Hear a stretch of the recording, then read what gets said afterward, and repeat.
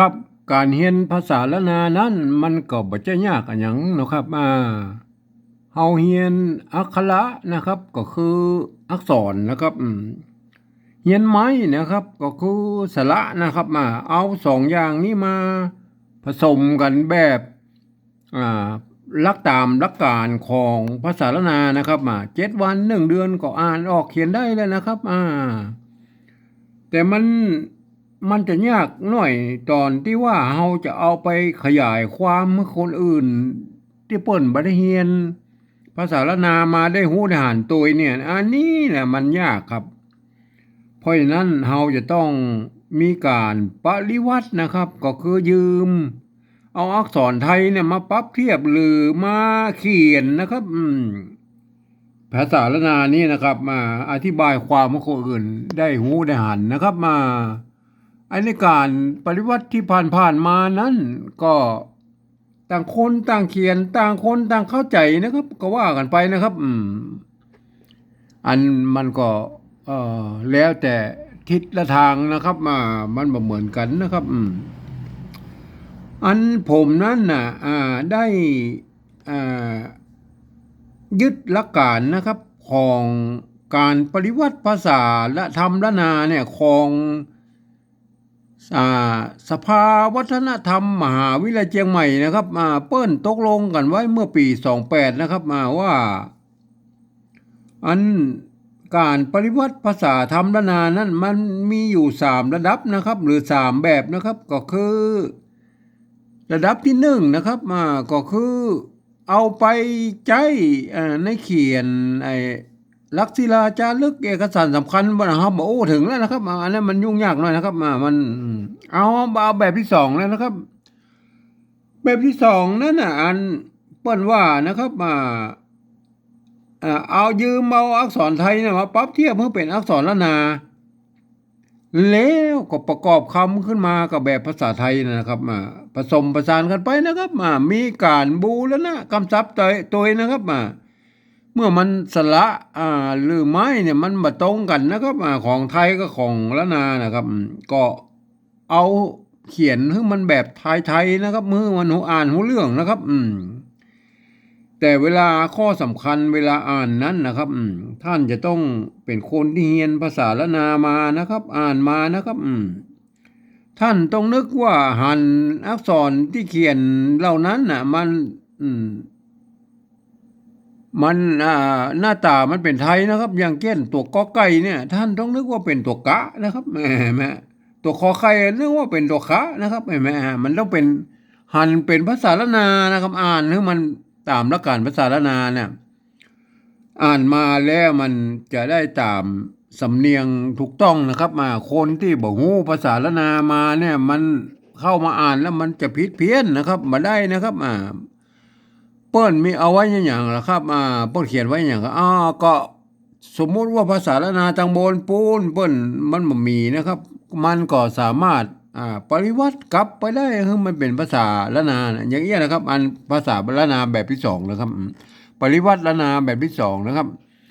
อันเฮาจะฮื้อเขียนให้คนทั่วไปได้อ่านได้ฮู้ได้หันนั่นมันเป็นการปริวัติแบบที่3นะครับมันก็คือการหลักการก็คือนะครับฟังเอาภาษาละนาตังบนเปิ้นเปิ้นอ่านว่าจะใดนะครับออกเสียงว่าจะใดนะครับก็เอาภาษาไทยเขียนไปจะนั้นนะครับก็มีปัญหาอยู่ว่านะครับภาษาไทยนั้นเป็นระบบ5เสียงนะครับ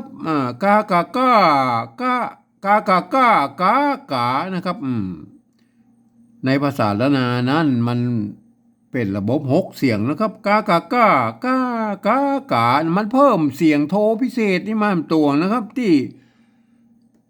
ภาษาไทยเพิ่นเขียนมาได้นะครับคือมันบ่มีไม้นะครับมันบ่มีไม้ก็มันบ่มีวรรณยุกต์โทษทีมันมีวรรณยุกต์มันเขียนได้แล้วครับมันเขียนได้เพราะฉะนั้นกวนนี่ทุกคนเนี่ยก็ส่วนคนส่วนใหญ่นะครับก็เปิบเขาเรียกว่าขี้ตู่เอาเสียงโทปกตินั่นน่ะของ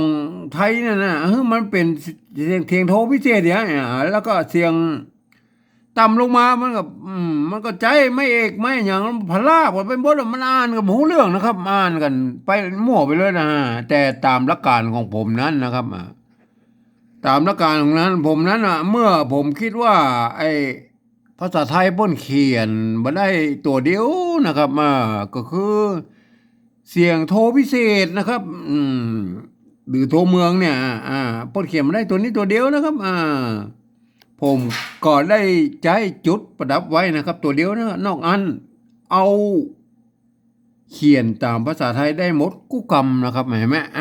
ง่ายไหมง่ายไหมครับวัดพระสิงห์นั่นวัดพระสิงห์เชียงใหม่นะครับมาเปิ้นใจตัวเอียงนะครับแล้วเปิ้นห้องว่าเป็นเสียงตีเพี้ยนนะครับเห็นไหมก็ห้องแตกต่างกันไปแต่มันก็เสียงเดียวกันนั่นนะก็นี่อันนี้มันก็ว่ากันไปนะครับเห็นไหมวัดพระสิงห์เพื่อเข้าใจนะครับการปริวัติภาษานะครับคือเสียงเอามาดูแล้วนะครับวันนี้นะครับการปริวัติแบบที่สองนะครับ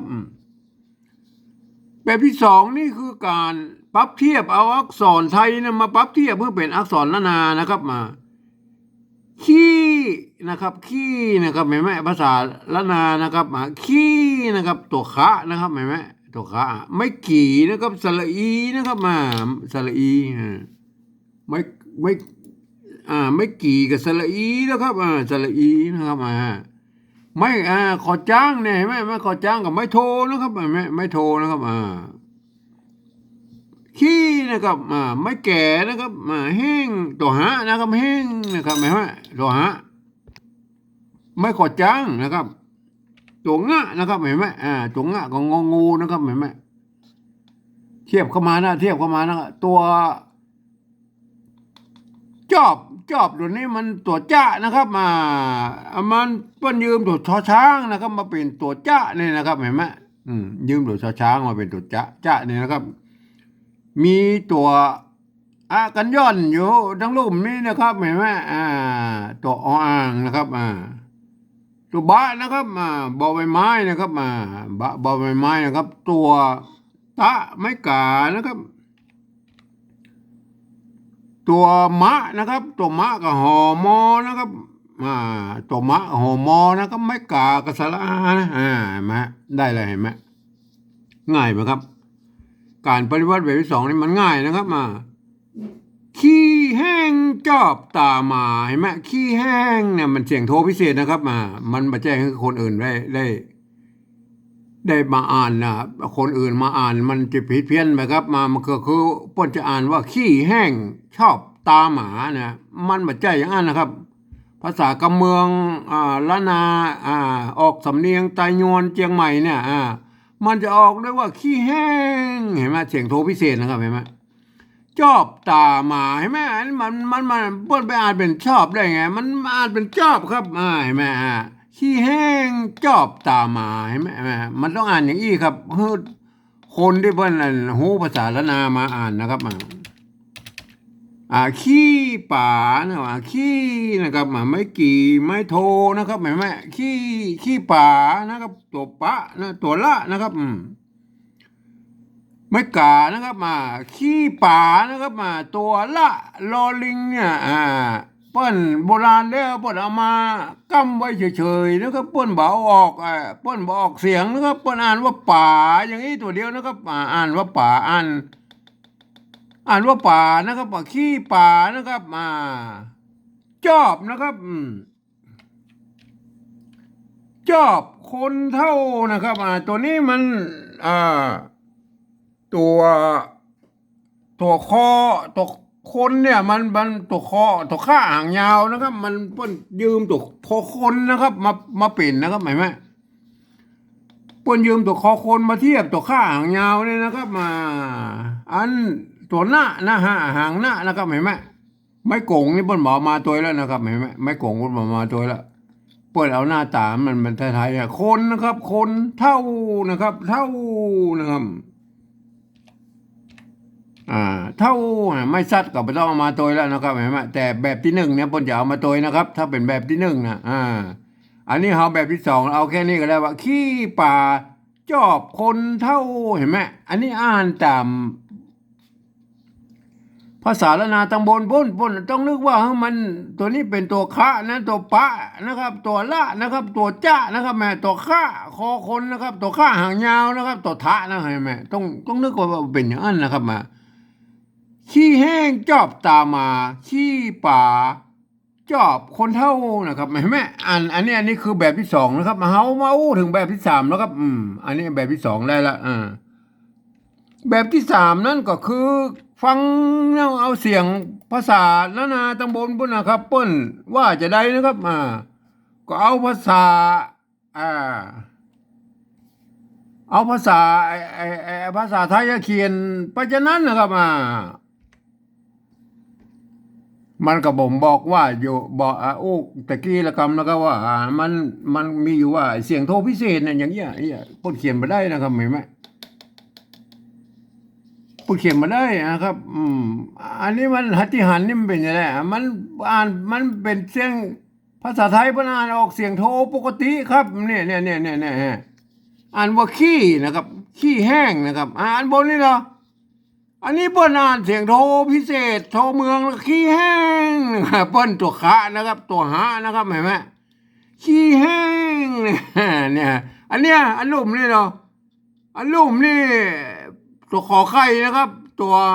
เอาภาษาไทยมาเขียนนะครับเอาภาษาไทยมาเขียนกับขอไข่นะครับตัวหอหีบนะครับเปิ้นอ่านว่าขี้แห้งนะครับขี้แห้งเสียงโทปกตินะครับเห็นไหมมันต่างกันนะมันต่างกันเห็นไหมมันต่างกันหลักการมันคนละแบบกันนะครับแบบที่สองนี่เอาหลักการของตามหลักการของภาษาละนาอ่านนะครับอันนั้นแบบสามนี่เอาตามหลักการของภาษาไทยอ่านนะครับเมื่อเอาภาษาไทยเขียนก็เอาภาษาไทยอ่านนะครับมันเขียนเพราะฉะนั้นมันเขียนมาได้ครับเพราะฉะนั้นท่านจะต้องผมนะครับผมโทษทีผมจะใช้จุดประดับไว้อย่างนี้นะครับแม่คือหมายของว่านะเมื่อมีจุดประดับไว้แสดงว่าตัวนี้เป็นเสียงโทพิเศษหรือโทเมืองนะครับวัดพระสิงห์ไปใจตัวเอียงนะครับขี้นะครับออกเสียงขี้นะครับตัวตังบนเพศนะอันนี้มันต้องมีจุดเห็นไหมแบบสองมันก็ขี้แล้วนะครับอันนี้ในแบบสามนี่เอาภาษาไทยมาเขียนนะครับเอามันมีวรรณยุกต์ขี้นี่ก็ใส่จุดไปครับแห้งเสียงโทพิเศษมาแล้วนะครับใส่จุดบนแหมนะครับแห้งไงเนี่ยตามหลักการของผมก็เป็นอย่างง่ายนะครับตัวนี่นะภาษาละนาวนว่าจอบนะครับจอบเนี่ยมันสำเนียงเชียงใหม่นะครับจอบแต่โยนเชียงใหม่นะครับจะต้องเอาตัวจอจานเขียนนะครับเอาตัวจอจานเขียนแล้วมันเขียนแล้วมันออกเสียงเอกนะครับจอบเห็นไหมจอบไหมว่าจอบมันก็ต้องเสียงโทครับจอบนะครับเห็นไหมขี้แห้งจอบตานะครับตาเนี่ยนี่คนไทยบ้านอ่านว่าอย่างบ้านอ่านว่าตานะครับเสียงสามัญนะครับเมื่อมันเป็นตาใส่ไม่จัดว่าบ้านไหนอันนี้ตายังเนี่ยคนไทยบ้านอ่านยังอ่านว่าตาเหมือนกันนะครับอันนี้หมานี่มันเสียงจัดว่าอยู่แล้วเห็นไหมหมามันต้องไปยุ่งกับบ้านละเห็นไหมหมาละขี้นะครับขี้ก็ใส่จุดเข้าไปบัญญัติอย่างเนี่ยถ้าเอาแบบผมนี่มันยากอย่างนะครับขี้ป่านะครับขี้ป่าท่านจะใส่ลอลิงก็ได้ใส่ก็ได้นะครับหรือแล้วแต่นะอนุโลมนะครับเพราะว่าเมื่อใส่ลอลิงแล้วก็ไม่ต้องอ่านลอลิงนะครับเพราะว่าเอาตามหลักการของแบบที่สองมันอ่านว่าขี้ป่าไม่ใช่ขี้ปลานะครับขี้ป่านะครับจอบนะครับจอบก็เอาตัวจ้าเขียนนะครับตัวจ้าเขียนนะครับไม่โทเห็นไหมจอบนะจอบนะครับจอบนะครับคนนะครับคนเนี่ยมันอะไรไหมภาษาไทยเพิ่นเอาคอควายเขียนนะครับอันนี้มันภาษาแบบที่สองบนใจคอคนนะครับคอคนบนเทียบหรอบนเทียบเอาคอคนไม่เป็นตัวข้าหางยาวแต่ภาษาไทยนะเพิ่นรับหูรับตาเพิ่นฟังเห็นคนเนี่ยอันเนี้ยคนไทยคนไทยเพิ่นก็เขียนนี้แหละครับเพิ่นก็เขียนนี้แหละคนคอควายมาเขียน คนเท่าเสียงโทพิเศษนะครับ โทเมืองนะครับเห็นไหมเท่า อันนี้มันเท่านะครับอันนี้มันแค่เท่านะครับ เสียงโทปกตินะครับเห็นไหมใส่จุดให้เพื่อนประดับเมื่อวานเนี่ยคนเท่าได้เลยเห็นไหมการละการอ่านภาษาปริวัติแบบที่สามนั้นนะครับท่านจะต้องใช้หลักการของการอ่านของภาษาไทย เอาใจหลักการภาษาไทยมาอ่านนะครับกำที่เปะมีจุดนี่ฮะอ่านออกเสียงโทพิเศษโทเมืองนะครับแม่แล้วท่านจะได้สำเนียงเจียงใหม่ใจยวนไปเลยนะครับท่านจะเป็นฝรั่งมังค่าหรือคนไทยหรืออันอย่างกันแล้วแต่นะครับของอ่านตามหลักการภาษาไทยนะครับอ้าวขี้นะเนี่ยที่มีจุดเนี่ยออกเสียงโทพิเศษนะครับขี้แห้งจอกตาหมาขี้ป่าจอกคนเท่าเห็นไหมแบบที่สองแล้วครับแบบที่สองนี่เปิ้ลต้องนึกว่าไอ้ตัวนี้เป็นตัวคะนะครับไม่ใช่ขี้แห้งนะครับขี้นะครับตัวคะนะครับตัวหะนะครับตัวจ้านะตัวตะนะครับเห็นไหมต้องนึกว่าเป็นอย่างนั้นนะครับเป็นตัวเมืองนะครับเป็นตัวเพียงแต่มันหน้าตามันเป็นไทยบ่ได้นะครับขี้แห้งจอบตาหมาขี้ป่าจอบคนเท่าขี้ป่านี่มันต้องไปลั่นลิ้นนะครับมันต้องไปเอาลอกำอย่างเช่นเพื่อเอามาเขียนประดับมาได้นะครับตัวละเนี่ยขี้ป่านะครับหมายไหมอันแบบภาษา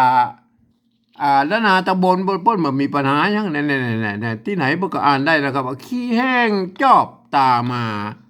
ขี้ป่าจอบคนเท่าเห็นไหมมันก็เป็นอย่างเอี้ยนะครับวันนี้ผมก็ขอบรรยายเพียงแค่นี้นะครับ